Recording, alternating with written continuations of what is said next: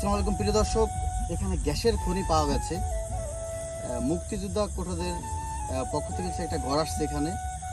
সেই ঘরে ভিটি করা হচ্ছে এবং এটা ঢিপকল গাঁথার জন্য এখানে লোক আনা হয়েছিল। তারপর কিছু পাইপ গাঁথার পরে এখানে গ্যাসের খনি পাওয়া গেছে। আমরা দেখতেছি যে সরাসরি ঘটনাস্থলে আসছি। এখানে দেখেন সরাসরি আগুন জ্বলতেছে। আর এই স্থানটা হচ্ছিল মাদারীপুর পাঁচখোলা ইউনিয়ন 7 নং ওয়ার্ড মহিষচর গ্রাম। এটা হচ্ছে লজঘাট থেকে খুব কাছে।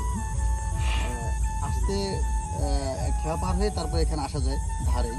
আর দেখেন সরাসরি হচ্ছে এখানে মানে আগুন জ্বলতেছে। এই আগুনটা জ্বালানো হয়েছিল গতকাল থেকে, মানে আজকে প্রায় 24 ঘন্টার উপরে হয়েছে এখানে এইভাবে আগুন জ্বলতেছে। দিন রাত 24 ঘন্টা এভাবে আগুন জ্বলতেছে।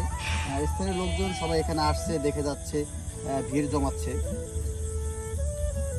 মুক্তিযোদ্ধা সন্তানের জন্য এখানে একটি ঘর বরাদ্দ করা হয়েছে। তার বাবা ছিলেন মুক্তিযোদ্ধা, সে হচ্ছে সরকারের পক্ষ থেকে একটি ঘর পেয়েছে।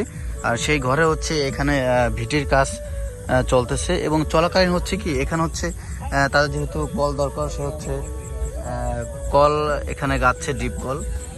কিছুক্ষণ পরেই গাঁথার পরে হচ্ছে এখানে গ্যাসের খনি পাওয়া গেছে।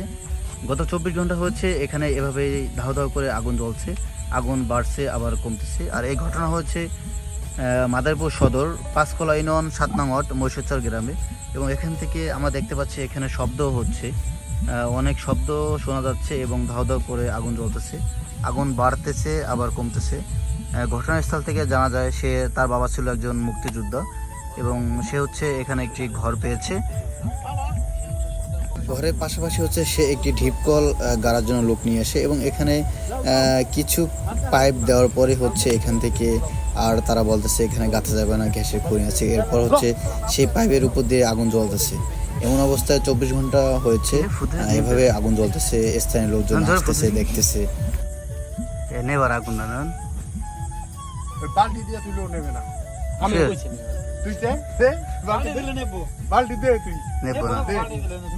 বালতি না আছে উপরে বালতি হালা আবার বালতি হরে দেবে কিন্তু হরাই দিল বালতি আবার ও দিব।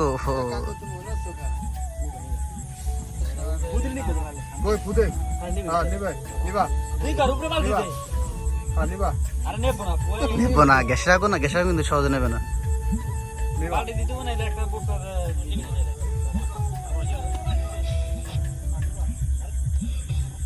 পাইছা